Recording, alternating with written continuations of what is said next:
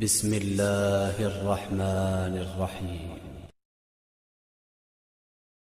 ونستعينه ونستغفره ونعوذ بالله من شرور أنفسنا وسيئات أعمالنا، من يهده الله فلا مضل له ومن يضلل فلا هادي له، وأشهد أن لا إله إلا الله وحده لا شريك له، وأشهد أن محمدا عبده ورسوله أرسله بالحق بشيرا ونذيرا. يا أيها الذين آمنوا اتقوا الله حق تقاته ولا تموتن إلا وأنتم مسلمون. يا أيها الناس اتقوا ربكم الذي خلقكم من نفس واحدة وخلق منها زوجها وبث منهما رجالا كثيرا ونساء، واتقوا الله الذي تساءلون به والأرحام إن الله كان عليكم رقيبا. يا أيها الذين آمنوا اتقوا الله وقولوا قولا سديدا يصلح لكم أعمالكم ويغفر لكم ذنوبكم، ومن يطع الله ورسوله فقد فاز فوزا عظيما. أما بعد، فإن خير الحديث كتاب الله، وخير الهدي هدي محمد صلى الله عليه وسلم، وشر الأمور محدثاتها، وكل محدثة بدعة، وكل بدعة ضلالة، وكل ضلالة في النار. أعوذ بالله من الشيطان الرجيم. بسم الله الرحمن الرحيم. قاف والقرآن المجيد بل عجبوا أن جاءهم منذر منهم فقال الكافرون هذا شيء عجيب أئذا متنا وكنا ترابا ذلك رجع بعيد. قال الله جل وعلا في كتابه العزيز لها ما كسبت وعليها ما اكتسبت. وقال في موضع آخر يا أيها الذين آمنوا لا تأكلوا أموالكم بينكم بالباطل. تمام تعریفیں، بزرگی، بڑائی ایک اللہ وحدہ لا شریک کے لیے لائق و زیبا ہے، جس اللہ نے ہم تمام کو پیدا کیا اور ہماری بھلائی کے لیے اللہ رب العزت نے راستے ہموار فرمائے، ہمیں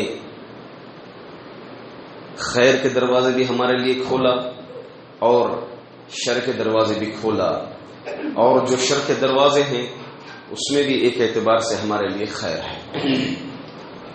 اس کے بعد بے شمار لامحدود درود و سلام ہو آخری نبی محمد مجتبی مصطفیٰ صلی اللہ علیہ وسلم پر، جنہوں نے ایک انسان کو، ایک مسلمان کو، ایک مومن کو شرعی نقطۂ نظر سے زندگی گزارنے کی تعلیم دی ہے۔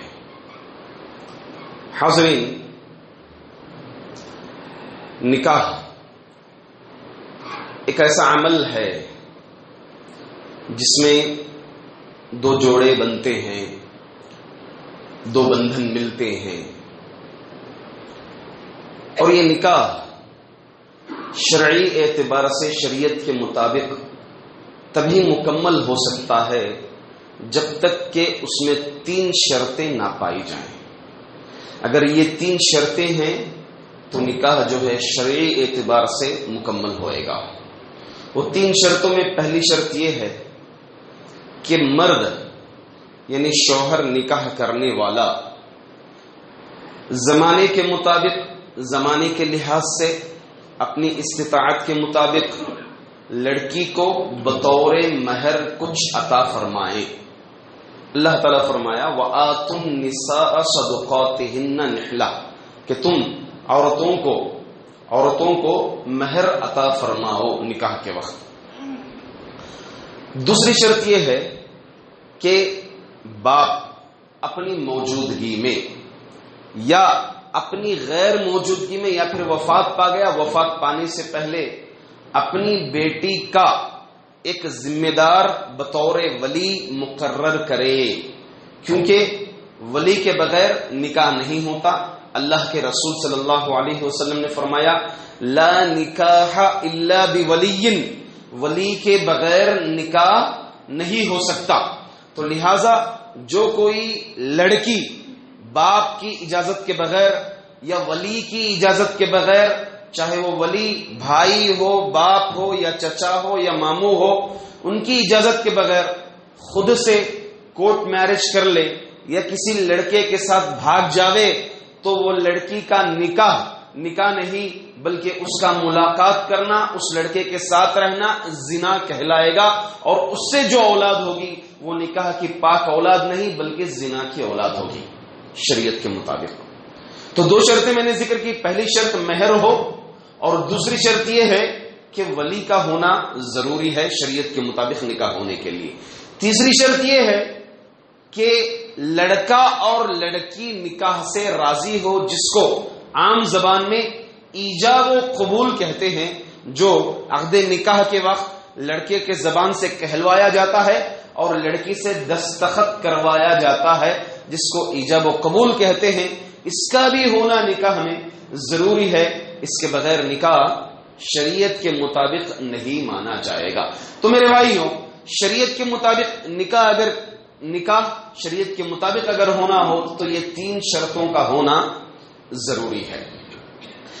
اللہ کے رسول صلی اللہ علیہ وسلم نے فرمایا نکاح کے تعلق سے، خاص طور سے نوجوانوں سے مخاطب کرتے ہوئے، یا معشر الشباب من استطاع منکم الباء فلیتزوج فإنه اغض للبصر واحسن للفرج۔ اے نوجوانوں کی جماعت، اگر تمہارے اندر باء کی طاقت ہو، یعنی باءت استطاعت ہو، مالی استطاعت اور جسمانی استطاعت، یہ دونوں طاقت ہو تمہارے پاس، تو تم نکاح کر لو، کیونکہ یہ نکاح جو ہے آپ کی نظروں کو نیچے کرتی ہے اور آپ کے شرمگاہوں کی حفاظت فرماتی ہے۔ دوسری جگہ پر اللہ کے رسول صلی اللہ علیہ وسلم نے فرمایا من تزوج فقد استکمل نصف الایمان فلیتق اللہ فی النصف الباقی۔ جو کوئی نکاح کر لے اس نے اپنا آدھا ایمان مکمل کر لیا، اس کو چاہیے کہ اللہ تعالیٰ سے باقی آدھے ایمان کے متعلق ڈرے۔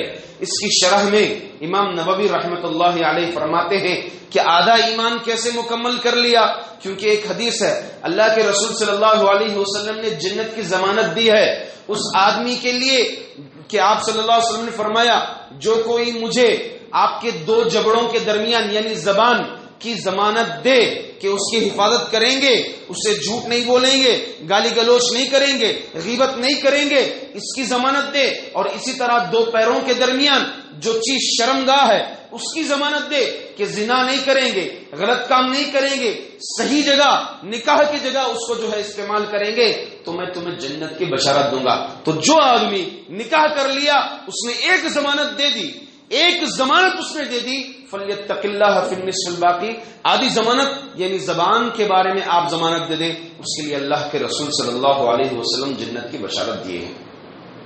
آپ صلی اللہ علیہ وسلم نے حتیٰ یہ فرمایا کہ اس آدمی کے لیے اس مرد کے لیے اللہ تعالی کی مدد لازم ہو جاتی ہے، ضروری ہو جاتی ہے، جو صرف اور صرف اس غرض سے نکاح کرے کہ وہ عفت و پاک دامنی میں رہیں، وہ گناہ کے کام میں نہ ڈوبیں۔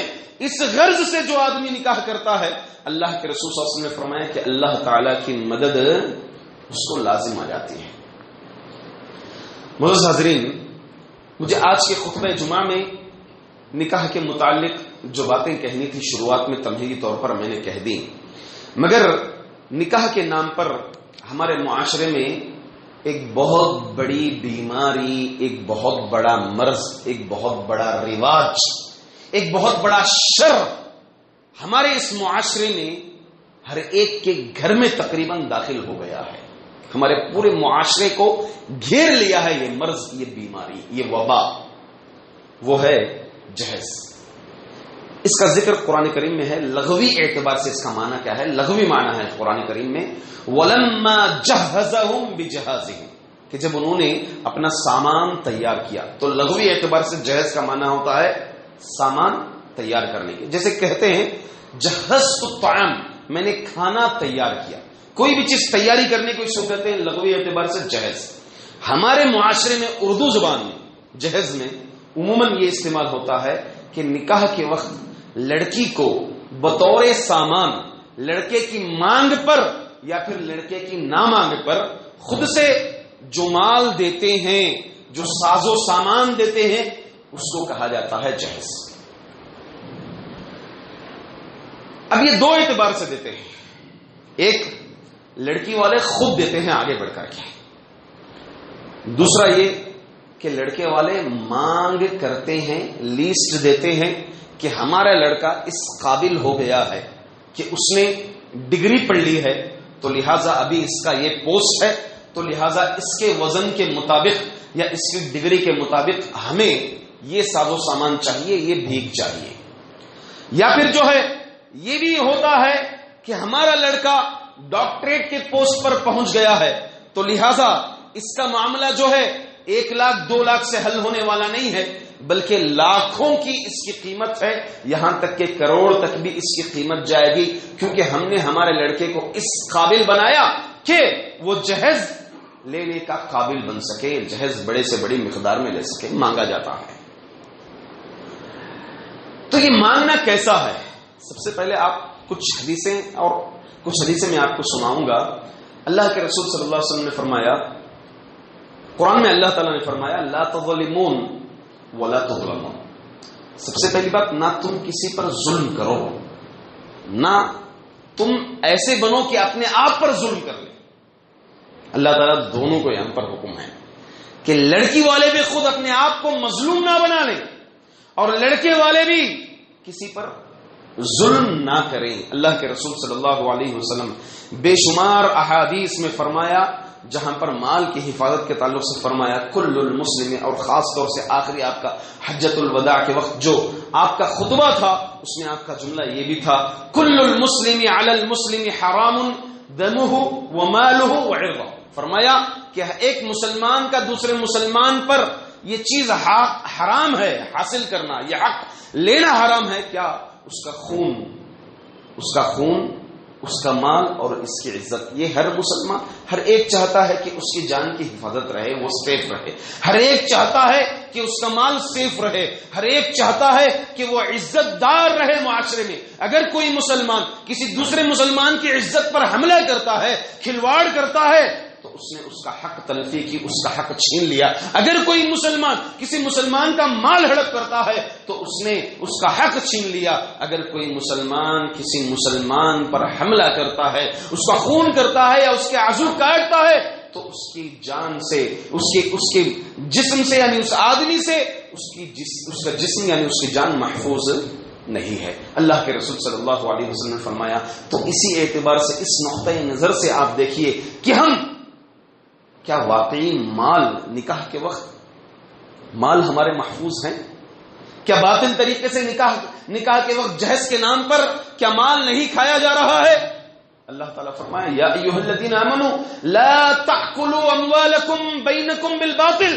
اے مومنو، تم آپس میں ایک دوسرے کا مال باطل طریقے سے، غلط طریقے سے نہ کھاؤ۔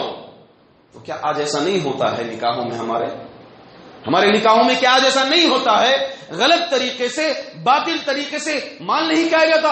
اللہ کے رسول صلی اللہ علیہ وسلم فرما رہے ہیں، جنگ کے وقت یہ اعلان کرتے ہوئے آپ صلی اللہ علیہ وسلم نے فرمایا کہ جو آدمی کسی کا لوٹ کا مال جس نے کھایا وہ مردار سے زیادہ حلال نہیں ہے۔ اللہ اکبر۔ یعنی مردار مرے ہوئے جانور کے کھانے کے برابر ہے، مرے ہوئے جانور کے کھانے کے برابر ہے۔ جو کوئی دوسروں کا مال ہڑپ کرتا ہے، مال ہڑپ کرنا صرف چوری ڈاکہ زنی ہی نہیں ہے، بلکہ یہ بھی ایک جہیز بھی ایک ذریعہ ہے۔ اسی طرح آپ صلی اللہ علیہ وسلم نے فرمایا کوئی کسی کی کھیتی باڑی تباہ نہ کریں۔ اسی طرح آپ صلی اللہ علیہ وسلم نے فرمایا کوئی کسی کے جانور کو قتل نہ کریں، کوئی کسی زخمی آدمی پر حملہ نہ کریں، کوئی بھاگنے والے کا پیچھا نہ کریں۔ یہ تعلیمات ہیں اللہ کے رسول صلی اللہ علیہ وسلم کی، یہ تعلیمات ہیں۔ جنگ کا وقت بھی ہے، آپ کسی آدمی کے وہ جنگ کرنے کے لیے کافر آیا تو آپ اس کے جانور پر حملہ نہیں کر سکتے، آپ جائز نہیں ہے آپ کے لیے۔ کوئی آدمی آیا، کسی کا مال آپ جا کر کے گھس کے ہڑپ نہیں کر سکتے، آپ جائز نہیں ہے یہ آپ کے لیے، قطعاً جائز نہیں ہے آپ کے لیے۔ تو یہ باطل طریقہ، یہ غلط طریقہ آج رسم جہیز کے نام پر آج لوگ ایک دوسرے سے حاصل کرتے ہیں۔ اللہ کے رسول صلی اللہ علیہ وسلم نے فرمایا اتقوا الظلم فإن الظلم ظلمات یوم القیامہ، لوگوں ظلم سے بچو، اس لیے کہ یہ ظلم کل قیامت کے دن جو ہے بڑی تاریکیاں ہیں، اندھیرے نظر آئیں گے، اندھیرے نظر آئیں گے۔ آج کتنی مانگیں ہوتی ہیں، کتنی ڈیمانڈیں ہوتی ہیں، لڑکی کے رشتے کو کمزور بتایا جاتا ہے آج کہ ایک رشتہ کمزور رشتہ ہے اور لڑکے کے رشتے کو مضبوط رشتہ بتایا جاتا ہے. مانگیں ہوتی ہیں, طلب ہوتا ہے, جس کی وجہ سے آج اس جہیز کے نام پر کتنے لوگ تباہی و بربادی کی طرف چلے گئے اور کتنوں نے اپنی جان گنوا لی. آپ دیکھیے اکثر قرضداروں کو پوچھئے لوگوں کو, بھائی قرض دار ہے, کیا مسئلہ ہے قرض دار ہے؟ ابھی قریب میں 1 سال ہو گیا بیٹے کی شادی ہو کر کے, وہ قرض جو ہے ابھی بھی چکا رہا ہوں. کوئی 5 سال لگا دیتا ہے, کوئی 10 سال لگا دیتا ہے, جو اپنے قرض کو جو شادی میں صرف کیا تھا, خرچ کیا تھا, لڑکے کی مانگ پر اس نے جو خرچ کیا تھا, اس کو ادا کرتے کرتے اس کو لوٹاتے زمانہ گزر رہا ہے. کتنے والدین اس جہیز کی مانگ کو پوری نہ کرنے پر, اس ڈیمانڈ کو پوری نہ کرنے پر کتنوں نے اپنی ریل کی پٹریوں پر اپنی گردنیں آزاد کر دی, کتنوں نے حادثات کا شکار ہو گیا اور کتنوں نے اوپر سے چھلانگ لگا دی اور کتنوں نے پانی میں ڈوب کر مر گئے, صرف یہ جہیز کی وجہ سے. میرے بھائی, ایک تو مال اور دوسرا جانیں جا رہی ہیں. کتنوں نے اپنے اوپر کرسنال ڈال کے جلا کر کے اپنے آپ کو راکھ کر لیا بیٹی سمیت. وجہ کیا ہے؟ صرف یہ ہے کہ داماد کی مانگ ڈیمانڈ پوری نہیں ہو سکی, داماد کی ڈیمانڈ پوری نہ ہو سکی. صرف اس بیس پر کتنی جانیں تباہ ہو رہی ہیں, کتنے لوگ ٹینشنوں میں ہیں. اور ہاں معاف کرنا, یہ صرف ایک جانب سے نہیں بلکہ 2 جانب سے ہے معاملہ. صرف لڑکے والوں کی جانب سے ہی نہیں بلکہ لڑکے والوں کی جانب سے بھی ہوتا ہے. اور دوسری طرف معاملہ ایسا ہے, کسی کے گھر میں 1 سے 2 بیٹیاں ہو گئی, باپ اپنی جوانی میں آنکھوں سے اوجھل ہو جاتا ہے, مصروف ہو جاتا ہے. کیا بھی معاملہ؟ ارے 2 بیٹیاں ہیں, کچھ تیار کرنا ہے اس کے لیے. اپنی زندگی پوری لڑکی کا جہیز بناتے پوری جوانی اس کی کھو جاتی ہے. بڑھاپے پہ جب ایک مرحلے پر آتا ہے تو اس کو جو ہے داماد کے جہیز کے نام پر وہ نکاح دینا, وہ سامان دینا پڑتا ہے. کیسا معاشرہ ہم نے تیار کیا ہے آج. اللہ اکبر. سوچ کے دیکھیے ہمارا معاشرہ آج کیسا ہو گیا ہے. شادی کتنی سادی ہوتی تھی نبی اکرم صلی اللہ علیہ وسلم کے پاس. آپ صلی اللہ علیہ وسلم بیٹھے ہوئے اپنے صحابہ سمیت. ایک عورت آئی, کہا وہبت نفسی لک یا رسول اللہ, میں نے اپنے آپ کو آپ کے لیے ہبا کر دیا اللہ کے رسول, یعنی میں آپ سے نکاح کرنا چاہتی ہوں. اللہ کے رسول صلی اللہ علیہ وسلم کی نظریں نیچے رہی, خاموش رہے, اجازت نہیں ملی اللہ کے رسول صلی اللہ علیہ وسلم. پھر اس عورت نے کہا آپ خاموش رہے. 3 دفعے کہنے کے بعد ایک صحابی نے کہا اللہ کے رسول صلی اللہ علیہ وسلم اگر آپ کو اعتراض نہ ہو تو یہ نکاح میں قبول کروں گا. اللہ اکبر. اس عورت کو اپنانے کے لیے میں تیار ہوں. تو آپ صلی اللہ علیہ وسلم نے اس عورت سے پوچھا تیرے پاس جہیز دینے کے لیے کیا ہے؟ کیا اللہ کے رسول صلی اللہ علیہ وسلم نے پوچھا اس عورت سے کہ تیرے پاس جہیز دینے کے لیے کیا ہے؟ کیا تیرے پاس اس کو گاڑی دینے کی طاقت ہے, سواری دینے کی طاقت ہے؟ کیا تجھے اس کے نام پر زمین کرنے کی طاقت ہے؟ کیا تجھے کچھ زیورات دینے کی طاقت ہے؟ نہیں کہا. لڑکے سے کہا, مرد سے کہا کیا دے سکتا ہے اس وقت, کیا ہے تیرے پاس؟ کہا یہ جو چادر پہنا ہو نا, یہ لباس, اس کے علاوہ کچھ نہیں ہے. کہا جا قرض لے جا, تلاش کر جا, مانگ کسی سے. گیا آدمی, صحابی گئے, کہیں نہیں ملا. واپس سے اللہ کے رسول کچھ نہیں ملا, اس کے علاوہ کچھ نہیں. کہا جا ایک لوہے کی انگوٹھی سے ہی اس کو تلاش کر کے لے آ. گئے, کہا اللہ کے رسول وہ بھی نہیں ملی. کچھ قرآن کریم کی صورتیں یاد ہے تجھے؟ کہا یہ صورت یاد ہے. نکاح کے بعد یہ صورتیں حفظ کروا دینا, یاد دلا دینا, اس کی تفسیر بتا دینا, مطلب بتا دینا, یہی تیرے لیے مہر ہے. اللہ اکبر. نکاح ہو گیا میرے بھائیوں, نکاح ہو گیا. کتنا تکلفات ہمارے پاس آج. نکاح کرنا زندگی کا ایک بہت بڑا چیلنج ہے آج. اللہ اکبر. کون بنائے ایسا معاشرہ؟ ہم لوگوں نے بنایا معاشرہ. ایسے مشکلات ہم داخل کر لیے, ایسے تکلفات اپنی زندگیوں میں ہم رچ گئے, اس میں گھس گئے ہم لوگ. وجہ آج اس کو بھگت بھی رہے ہیں ہم. بیٹی ہو گئی, پہلے ہی چہرے بگڑ جاتے ہیں. ارے جہیز دینا پڑے گا, پہلے چہرے بگڑ جاتے ہیں. لڑکا ہو گیا, خوش ہو جاتے چہرے, جہیز آئے گا. اللہ اکبر. کیا معاشرہ بنا رہے ہم. لڑکی ہوئی, چہرے بگڑ رہے ہیں, جہیز دینا پڑے گا. لڑکا ہوا, چہرے خوش ہو رہے کہ جہیز آئے گا گھر کو. اللہ سوچ کے دیکھیے کیسا معاشرہ. اللہ کے رسول صلی اللہ علیہ وسلم, صحابہ رسول کا نکاح ہوا, دیکھا دلہے کی شکل میں تھے. کیا بھائی نکاح کیا؟ کہا ہاں اللہ کے رسول میں نے نکاح کیا. آپ نے فرمایا اولم ولو بشرط, بھائی ایک بکری ہی صحیح ولیمہ کر لیجئے، ایک بکری ہی صحیح ولیمہ کر لیجئے. کتنا سمپل، کتنا سادہ انداز. کھجور ملا، ستو کا آٹا ملا، چلو ولیمے کی دعوت یہی ہے. اللہ اکبر. آج ہم شادی کرنے کے لیے کم سے کم 5 لاکھ، چھوٹی شادی کرنے کے لیے 5 لاکھ روپیہ چاہیے لڑکی والوں کی جانب سے، لڑکے والوں کی جانب سے کچھ بس. شادی محل خریدنا ہے اس کے لیے. کتنا نکاح جیسے ایک پاک عمل کو، ایک عبادت کو، ایک صحیح انداز کو ہم اتنے تکلفات داخل کر لیے. شادی محل خریدنا پڑے گا، سامان خریدنا پڑے گا، ان کو جوڑے دلانا پڑے گا، لڑکی والوں کو روکے چھاپ کر گھر جا کے بیٹھ کے بلانا پڑے گا. کتنی مشکلات ہے. معاشرے کو سدھارنے کی ضرورت ہے. ہاں ایک شبہ ہے، آج انشاءاللہ آج کے خطبہ جمعہ میں اس کو ختم کر کے میں جاؤں گا. ایک شبہ یہ ہے کہ ہمارے کئی لوگوں نے اللہ کے رسول صلی اللہ علیہ وسلم نے فاطمہ کا نکاح علی رضی اللہ تعالی عنہ سے کروایا اور آپ نے جہیز دیا. چلیے ابھی اس بات پر آئیں گے، ایک فقہی مسئلہ ہے یہ، اس بات پر انشاءاللہ میں اپنے خطبہ جمعہ کو ختم کرنے کی کوشش کروں گا. دیکھیں اللہ کے رسول صلی اللہ علیہ وسلم پلے پوسے تربیت کی ابو طالب نے. ابو طالب کی وفات ہوئی تو اللہ کے رسول صلی اللہ علیہ وسلم اس وفاداری کا ثبوت دیا.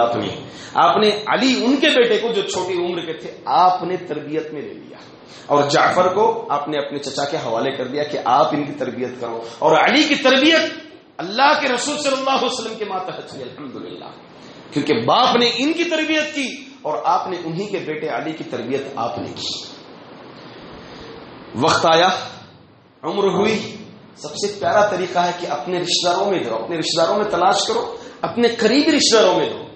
بیٹی کا وقت آیا، آپ نے نکاح کروا دیا. تو دیکھیے کیا ہے حدیث، 2 حدیثیں میں آپ کو سناؤں گا.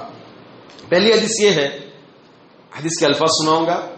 ان رسول اللہ صلی اللہ علیہ وسلم اتا علی و فاطمہ، یعنی جہاں پر ہماری غلط فہمی ہے کہ اللہ کے رسول صلی اللہ علیہ وسلم نے جہیز دیا، اپنی بیٹی کو مٹی کے برتن دیا، مشکزہ دیا، تکیہ دیا، چادر دی، اس طرح جو ذہن ہے وہ حدیث بھی میں سنا رہا ہوں آپ کو. اللہ کے رسول صلی اللہ علیہ وسلم آئے فاطمہ اور علی کے پاس، وہما فی خمیل لہما والخمیل القطفیۃ البیضاء. آپ دونوں جو ہے ایک سفید اونی چادر میں لپٹے ہوئے تھے، ایک سفید اونی چادر میں تھے دونوں. اس کے بعد قد كان رسول اللہ صلی اللہ علیہ وسلم جهزهما بهيا ووسادة محشوة اذخر وقربة. اللہ کے رسول صلی اللہ علیہ وسلم اذخر سے بھرے ہوئے ایک تکیہ دیا اور ایک مشکیزہ آپ نے بطور لفظ لغوی معنی بطور سامان تیار کر کے کیا. یہ صحیح روایت ہے، ابن ماجہ کی روایت ہے، صحیح روایت ہے. اسی کو دلیل بناتے ہیں کہ اللہ کے رسول صلی اللہ علیہ وسلم نے مشکیزہ دیا، وسادہ دیا، تکیہ دیا اذخر کا، اور اسی طرح سے دیگر سیرتی روایتوں میں ہے کہ آپ نے جو ہے ان کو مٹی کے برتن دیے وغیرہ دیے. اب حضرت علی کی زبانی سنیے، یہ سامان اللہ کے رسول صلی اللہ علیہ وسلم نے کہاں سے دیا. عبداللہ بن عباس رضی اللہ تعالیٰ عنہ راوی ہیں. حضرت علی عبداللہ بن عباس رضی اللہ تعالیٰ عنہ کو فرماتے ہیں، کیا فرماتے ہیں؟ ان علی قال، علی رضی اللہ تعالیٰ عنہ نے کہا، یہ بھی صحیح روایت ہے، قد تزوجت فاطمہ، میں نے فاطمہ سے نکاح کیا. فقلت یا رسول اللہ ابنی بی، نکاح ہو گیا، کہا کہ اللہ کے رسول رخصت کر دیجئے بیٹی کو، ہمارے پاس رخصت کر دیجئے. تو اللہ کے رسول صلی اللہ علیہ وسلم نے کہا قال اعطیها شیئا، کہا کچھ دو، اس کو مہر دو. تو حضرت علی رضی اللہ تعالیٰ عنہ نے کہا قلت ما عندي من شیء، کچھ بھی نہیں ہے میرے پاس.